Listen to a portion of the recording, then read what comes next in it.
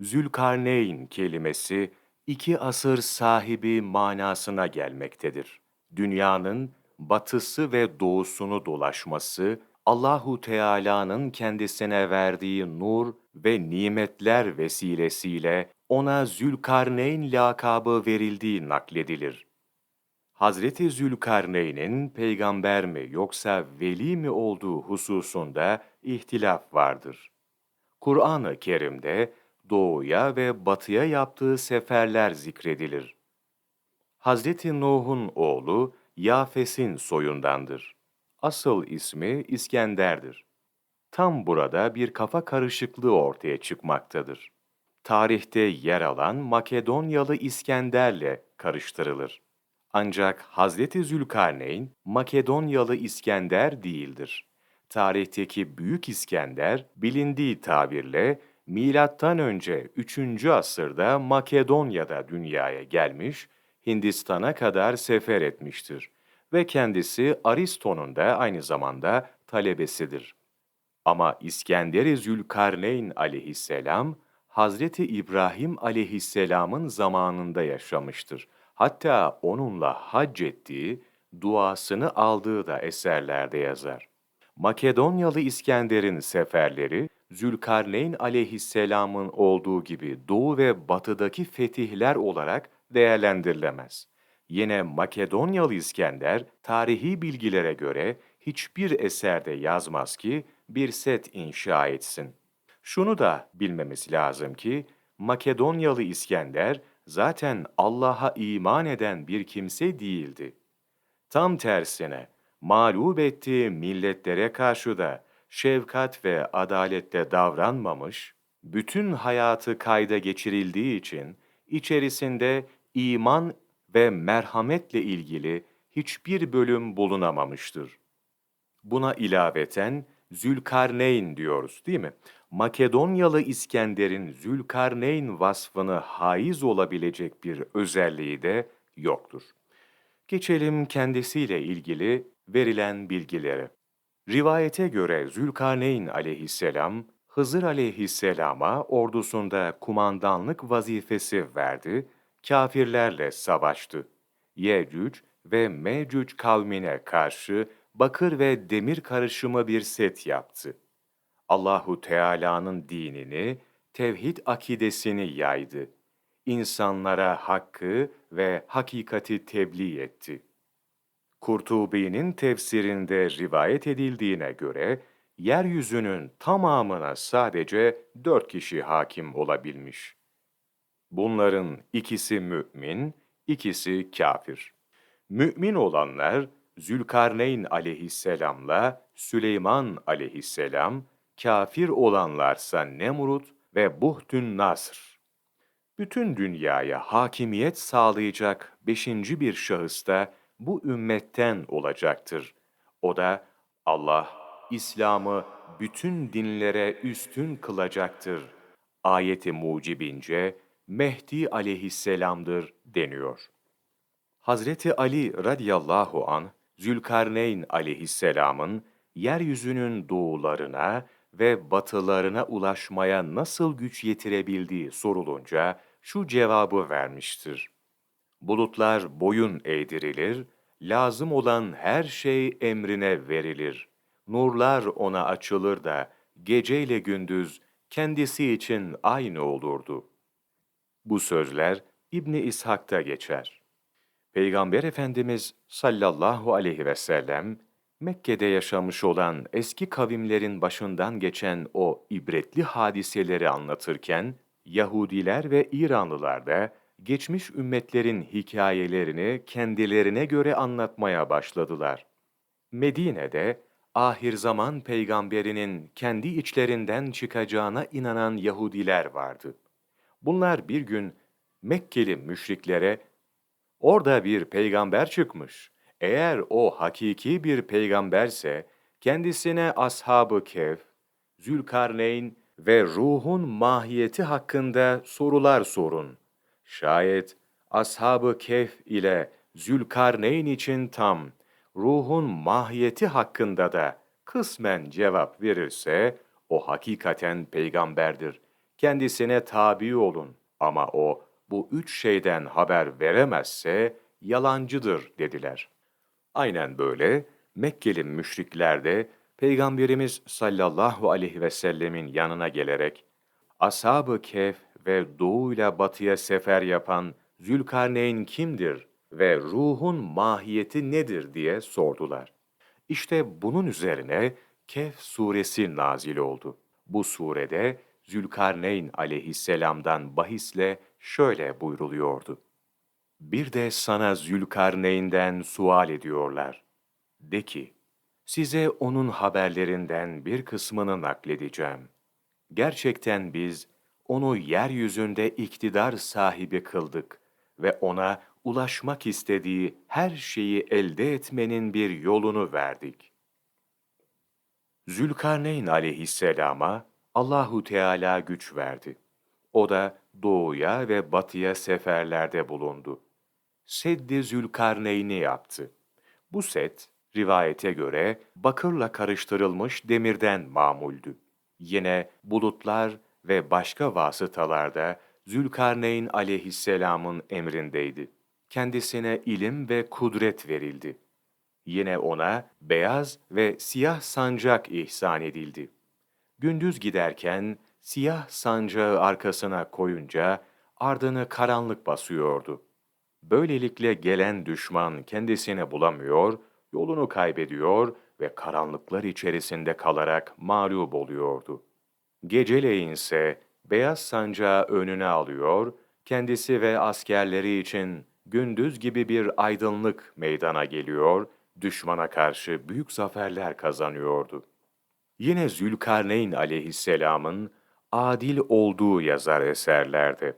Fethettiği bölgelerdeki insanlara, aranızda suçsuz olanlar için endişeye mahal yok. İyilik yapanlar bunun karşılığını görür diyerek, gösterdiği merhamet, müsamaha ve anlayışla insanların gönlünde taht kurardı. Cömert bir kimseydi. Diğer hükümdarlar gibi servet peşinde koşmazdı. Zülkarneyn aleyhisselam, memleketinin sınırlarını genişletip devletini güçlendirdi. Allah'ın emir ve nehilerini dünyaya tebliğ etmeye başladı. Müminlerden meydana gelen ordusuyla ilk önce batıya yürüdü. Her yerde kâfirleri tevhid akidesine davet etti. Batının son noktasına kadar ilerledi. Artık karalar bitmiş, engin denizlerin kıyılarına ulaşmıştı. Güneş sanki kara bir çamur pınarına batıyor gibiydi. Orada kafir bir kavme rastladı. Onlara da Allahu Teala'yı anlattı. Tevhide davet etti.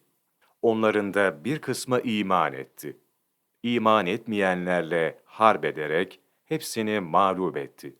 Sonunda sağ kalanlar da tevbe edip topluca tevhid akidesini kabul ettiler. İşte bu durum Kur'an-ı Kerim'de şöyle anlatılır. O da batıya doğru bir yol tuttu.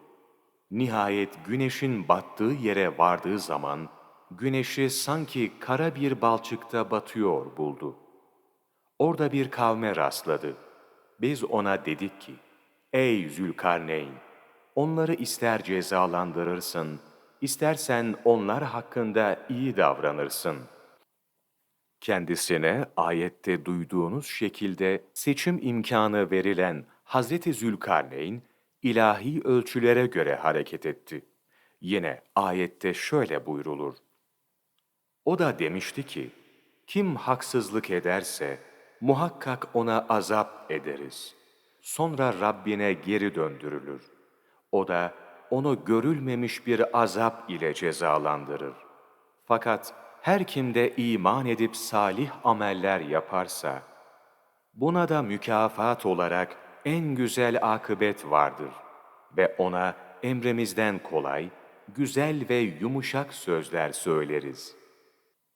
Böylece Zülkarneyn aleyhisselam, insanları daima imana davet etti. Kendisine tabi olanlar kurtuluşa erdiler. İman etmeyenler cezalarını gördüler. Zülkarneyn aleyhisselam, batıdan sonra doğuya sefer etti. güneşin doğduğu yere vardı. İşte o anlar Kur'an-ı Kerim'de şöyle aktarılır. Sonra yine bir yol tuttu. Güneşin doğduğu yere varınca onun kendilerini sıcaktan koruyacak bir siper nasip etmediğimiz bir halk üzerine doğduğunu gördü. İşte Zülkarneyn böyle yüksek bir hükümranlığa sahipti. Onun yanında ne var ne yoksa biz hepsini ihata etmiştik, biliyorduk. Hazreti Zülkarneyn'in arka arkaya ülkeler fethederek doğu tarafına ilerlediği, nihayet medeni yaşayışın sona erdiği, yani çıplak, evsiz, barksız şekilde yaşayan insanların bulunduğu doğunun en uzak bir noktasına ulaştığı anlaşılıyor. Buranın insanları güneş vurunca mağaralara veya denize girerlerdi. Ancak güneşin şiddetli sıcağı geçince ihtiyaçlarını karşılamak üzere mağaralarından dışarı çıkarlar, geçimlerini temin için çalışırlardı. Zülkarneyn aleyhisselam onları da hak dine davet etti. Daha sonra kuzeye sefer yaptı. Yabancı dille konuşan bir kavim vardı. Onlarla da tercüman vasıtasıyla konuştu. Yine ayetin devamında şöyle buyrulur. Sonra yine bir yol tuttu. Nihayet iki dağ arasına ulaştığında onların önünde hemen hiçbir söz anlamayan bir kavim buldu. Hazreti Zülkarneyn'in karşılaştığı bu insanlar Zülkarneyn aleyhisselama Yecüc ve Mecüc isimli yaratıkların kendilerine verdikleri rahatsızlıktan şikayet ettiler. Ondan kendilerini bu zararlı yaratıklardan koruyacak bir set yapmasını istediler. Bunun üzerine o meşhur Sedd-i Zülkarneyn yapıldı. Bu kavimde hidayet yolunu seçti ve Müslüman oldu. Kur'an-ı Kerim'de şöyle buyrulur. Ey Zülkarneyn dediler. Yecüc ve Mecüc bu ülkede bozgunluk yapıyor. Bizimle onlar arasında set yapman için sana bir vergi vermeyi teklif ediyoruz. Ne dersin? O da şöyle cevap verdi. Rabbimin bana verdiği imkanlar sizin vereceğinizden daha hayırlıdır. Siz bana beden kuvvetiyle yardımcı olun da sizinle onlar arasında sağlam bir set yapayım. Bana demir kütleleri getirin. Zülkarneyn iki dağın arasını demir kütleleriyle doldurtup dağlarla aynı seviyeye getirince körükleyin dedi. Onu ateş haline getirince bana erimiş bakır getirin de üzerine dökeyim dedi. Artık o Yecüc ve Mecüc'ün ne seddi aşmaya ne de onda delik açmaya güçleri yetmedi. Zülkarneyn şöyle dedi. Bu Rabbimden bir rahmettir, bir lütuftur. Rabbimin tayin ettiği vakit gelince bunu yerle bir eder. Rabbimin vaadi mutlaka gerçekleşir. Zülkarneyn Seddi'nin yıkılması kıyamet alametlerinden diye geçiyor. Söz konusu olan bu sed, ekseriyet görüşe göre bugünkü Çin Seddi'nden çok daha farklı. Nerede olduğu hakkında ihtilaflar vardır. Kıyamete yakın yıkılacağı ve Yecüc ve Mecüc kavimlerinin yeryüzüne yayılarak fesat çıkaracakları aktarılır. Peki bu kavim nedir? Rivayetlere göre Yecüc ve Mecüc kötü ve belalı iki millet. Yüzleri yassı, gözleri küçük, kulakları çok büyük, boyları kısa ve sayıları çoktur. Kıyamete yakın yeryüzüne yayılacaklardır. Bu kavimlerde ani doğumlar olacak, böylece birdenbire sayıları artacaktır. Şu an bulundukları yer ve kimler oldukları konusunda en doğru bilgi Allahu Teala'dadır. Vakti geldiği zaman Zülkarneyn Seddi'nin dümdüz olacağı ve bu kavmin yeryüzüne yayılacağı aktarılır. Ancak Mekke-i Mükerreme, Medine-i Münevvere ve Kudüs-ü Şerif'e giremeyecekleri de aktarılır. Bu mübarek beldelerin dışındaki her yere girecekler. Geçtikleri yerlerde yiyip içip her şeyi kurutacaklar ve etrafını fesada uğratacaklar. Çekirgeler gibi olacaklar, haşerat gibi zarar vereceklerdir. Nihayet Allah onları helak edecektir. Peygamber Efendimiz sallallahu aleyhi ve sellem bu konu hakkında şöyle buyurmuşlardır. Yecüc ve Mecüc, Zülkarneyn aleyhisselamın yaptığı seddi her gün oyarlar. Tam delecekleri sırada başlarında bulunan reis, bırakın artık delme işini, yarın yaparsınız der. Onlar bırakıp gidince Allahu Teala seddi daha sağlam bir şekilde eski haline getirir. Böylece günler geçer. Kendilerine takdir edilen müddet dolar ve onların insanlara musallat olmalarının murad edildiği vakit gelir. O zaman başlarındaki reis, haydi dönün, yarın inşallah seddi deleceksiniz der ve ilk defa inşallah, Allah'ın izniyle tabirini kullanır. Yine şöyle devamla buyuruyorlar. O gün dönüp giderler. Ertesi gün geldikleri vakit seddi ne halde bırakmışlarsa öyle bulurlar. Ve o günkü çalışma sonunda delerler. Açılan delikten insanların üzerine boşanırlar. Önlerine çıkan suları içip kuruturlar. İnsanlar onlardan korkup kaçar. Yecüc ve Mecüc göğe bir ok atar. Bu ok kana bulanmış olarak kendilerine geri döner. Bunun üzerine şöyle derler. Yeryüzünde olanları ezim ezim ezdik. Semada olanları da alçaltıp alt ettik. Her şeyin bir sonu vardır. Bu sondan bu kavimler de nasiplerini alırlar. Allahu Teala onları enselerinden yakalayacak küçük bir kurtçuk gönderir. İşte bu kurt onları toptan helak edip her birini parçalanmış halde yere serer. Allah'a yemin ederim ki yeryüzünde bütün hayvanlar onların etinden yiyerek canlanır, sütlenir ve semirir. Bu konu hakkındaki rivayette Tirmizi ve İbn Mace'de yer alıyor. Zülkarneyn aleyhisselam yaptığı seferlerden birinde ölüm endişesi ve nefs engelini aşmaya çalışan bir kavme uğradı. Oradaki insanların dünya serveti namına altın, gümüş gibi hiçbir şeyleri yoktu. Rızıklarını sebzeden temin ediyorlardı. Tek değerleri bu olduğu için de sebzelerini korumakta çok özen gösteriyorlardı. Ayrıca bu kavimde herkes kendi mezarını kazar, her gün yatacağı o mezarı temizler ve ibadetlerini orada yapardı. Zülkarneyn aleyhisselam bunların hükümdarlarını çağırdı. Hükümdar, ben kimseyi istemiyorum, beni isteyen de yanıma gelir dedi.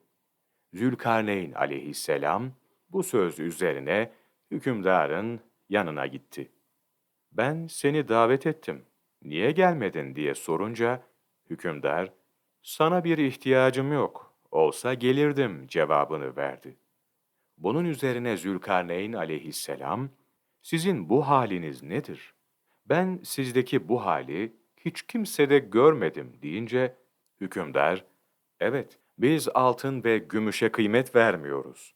Çünkü baktık ki bir kimsenin eline bunlardan bir miktar geçince, bu sefer daha fazlasını isteyerek huzuru bozuluyor. Onun için dünyalık peşinde değiliz, dedi. Zülkarneyn aleyhisselam, peki bu mezarlar nedir? Neden bunları kazıyor ve ibadetlerinizi burada yapıyorsunuz? Diye sorunca, dünyalık peşinde koşmamak için bunu böyle yaptık. Mezarları görüp de günün birinde oraya gireceğimizi hatırlayınca her şeyden vazgeçeriz dedi. Yine Zülkarneyn aleyhisselam, niçin sebzeden başka yiyeceğiniz yok? Hayvan yetiştirseniz, sütünden, etinden istifade etseniz olmaz mı? Dedi. Hükümdar, midelerimizin hayvanlara mezar olmasını istemiyoruz. Bitkilerle geçimimizi sağlıyoruz. Zaten boğazdan aşağı geçtikten sonra hiçbirinin tadını almıyoruz ki diye cevap verir. Hazreti Zülkarneyn'in aleyhisselam diğer bir ibretli kıssası da şöyle. Birisi Zülkarneyn aleyhisselama, bana imanımı kuvvetlendirecek bir şey öğretir misin demiş. O da, gazap edip kimseye bakma. Zira şeytanın insana en çok yapışacağı an o gazap anıdır. Sakın acele etme. Acele ettiğin zaman nasibini mahvedersin. Yakın ve uzak herkese karşı sakin ol. İnatçı, inkarcı ve zalim olma diye cevap verdi. Her canlıya olduğu gibi Zülkarneyn aleyhisselama da ölüm uğradı. Ölmeden evvel şöyle vasiyet ettiği rivayet ediliyor. Beni yıkayın, kefenleyin. Sonra bir tabuta koyun. Yalnız kollarım dışarıya sarkık kalsın. Hizmetkarlarım arkamdan gelsin. Hazinelerimi de katırlara yükleyin. Halk benim son derece ihtişamlı bir saltanat ve dünya mülkine sahip olmama rağmen kabre eli boş gittiğimi, hizmetkarlarımın da, hazinelerimin de bu dünyada kalarak benimle beraber gelmediğimi görsün. Bu yalancı ve fani dünyaya aldanmasın. Söyledikleri aynen yapıldı. Alimler bu vasiyeti şöyle tefsir etmişler. Arkamdan gelen ordularla doğu ve batıya hakim oldum. Emrimde olan birçok hizmetçi ve sayısız asker vardı. Hiçbiri emrimden dışarı çıkmadı. Dünya baştan başa benim idarem altındaydı. Sayısız hazinelere sahip oldum. Fakat dünya nimetleri kalıcı değildi. İşte gördüğünüz gibi dünya malı dünyada kaldı. Mezarıma eli boş gidiyorum. Sizler ahirette faydalı olan işleri yapın. Aynen Peygamber Efendimizin sallallahu aleyhi ve sellem buyurduğu gibi değil mi? Ölüyü kabre kadar 3 şey takip eder. Çoluk çocuğu, malı ve ameli. Bunlardan ikisi döner, biri kalır. Çoluk çocuğu ve malı döner ama ameli kendisiyle kalır. Allahu Teala'dan niyazımız, Zülkarneyn aleyhisselamın derecesini âli eylemesi, bizlere de anlamamız gereken dersleri idrak edip onunla amel etmeyi ve bu dünyadan göçerken kul haklarından helalleşmiş, kurtulmuş, Allahu Teala'nın rızasını kazanmış bir şekilde iman ile göçmeyi cümlemize nasip eylesin. Amin. Sürçülisan ettik, affola. Bir başka programda buluşmak ümidiyle. Esselamu aleyküm ve rahmetullahi ve berekatühü.